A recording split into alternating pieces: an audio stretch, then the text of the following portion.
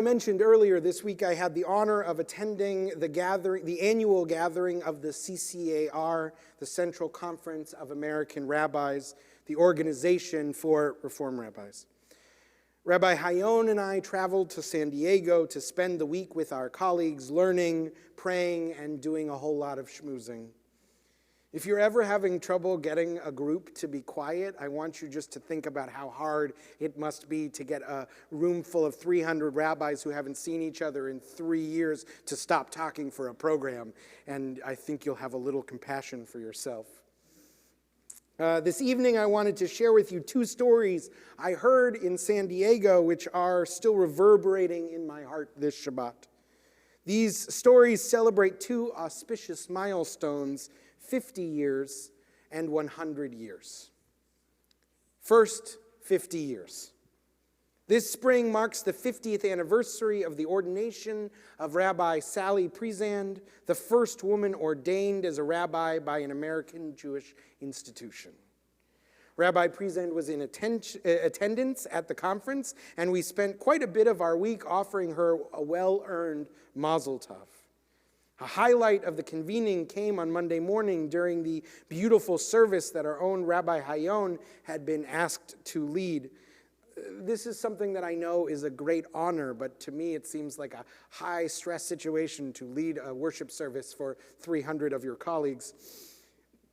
Rabbi Priesand was called for the Aliyah to the Torah along with the other Vatikot, or pioneers, the first generation of women ordained between 1972 and 1983.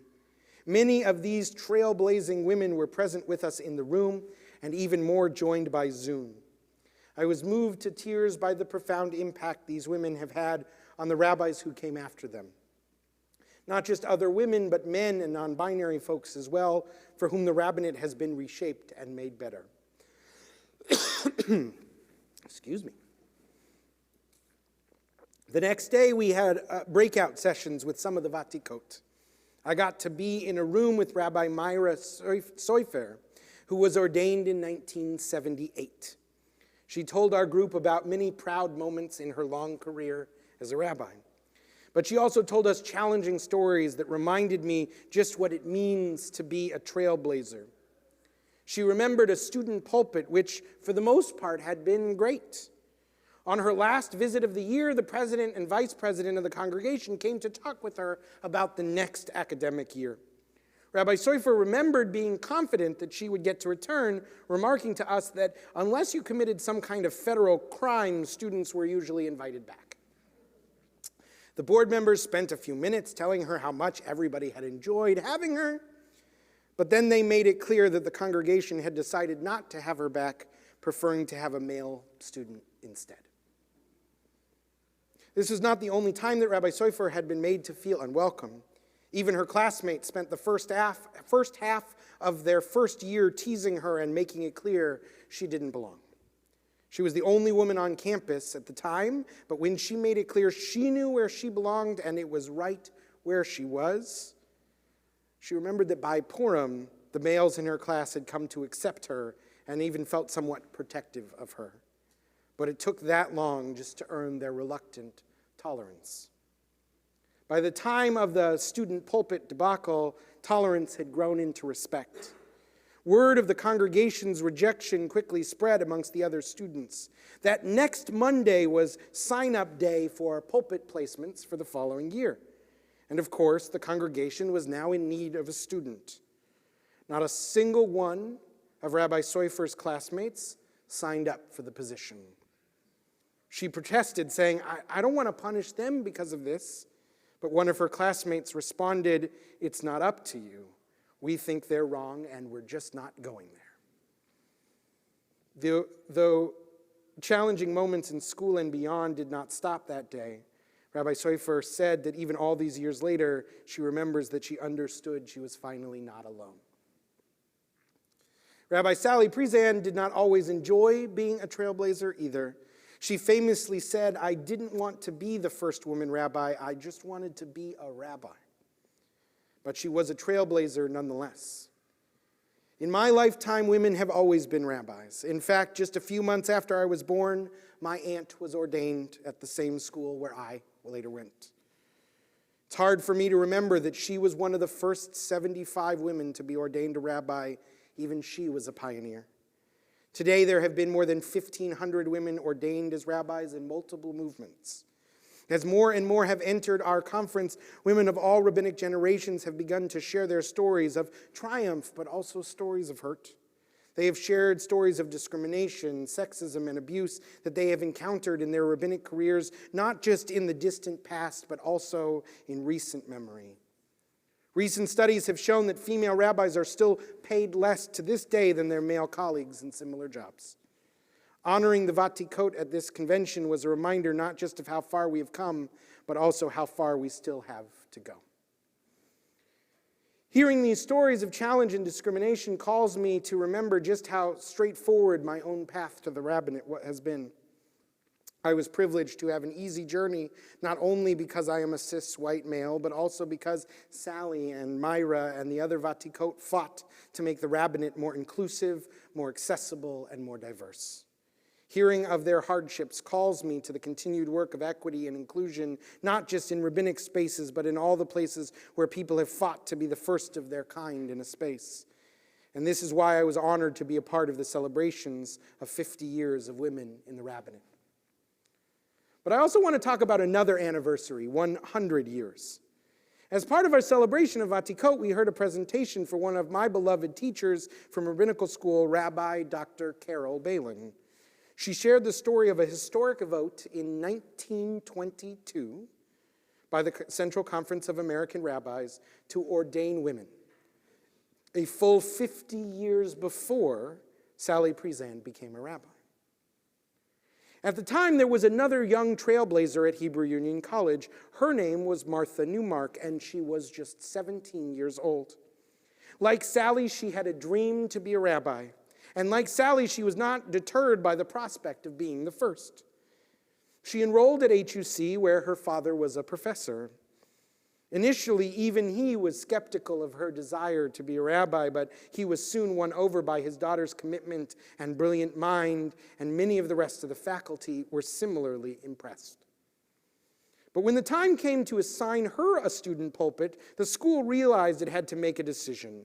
Taking graduate courses was one thing, but if Martha Newmark started the practical rabbinical studies, they would eventually have to ordain her. So they did what any organization that has to make a difficult and far-reaching decision would do. They tried to kick it to someone else. They asked the CCAR what they wanted the college to do. And at their annual conference in June of 1992, 60 or so attendees debated the resolution. A beloved teacher of many of the attendees, Jacob Lauterbach, had written a responsa, a rabbinic guidance, that argued that men and women were just too different. He wrote that men counted on their wives to be, in the biblical term, a helpmate, and that a rabbi's wife in her homemaking exercised, quote, a wholesome influence on the congregation.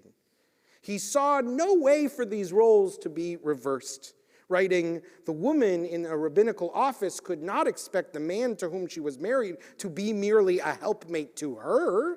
And even if she could find such a man willing to take a subordinate position in the family, the influence upon the families in the congregation would not be very wholesome. Not to mention, this is still quoting him, not to mention the fact that if she is to be a mother, she could not go on with her regular activities in the congregation, end quote. He concludes, and there is, to my mind, no injustice done to the woman by excluding her from this office. There are many avenues open to her if she chooses to do religious or educational work. I can see no reason why we should make this radical departure from traditional practice. The rabbis at the conference were divided. Many took the opposing side to their teacher. Passionate arguments were given. Remember, this is just 2 years after the ratification of the 19th Amendment that gave women the right to vote, and many of these men prided themselves on their belief in the full equality of women and could see no reason why that should not apply to the rabbinate. At some point, someone suggested that the conference should hear from the wives who were in attendance. 3 spoke, All in favor? Mrs. Berkowitz said, I am more than satisfied to be the silent member of our partnership, but I believe that it is the function of women to give spiritual value to the world, and especially the Jewish woman, imbued with the Jewish spirit, will naturally bring a certain quality to the ministry which some of our men lack. I think that she said this in front of her husband and his coworkers. It's amazing.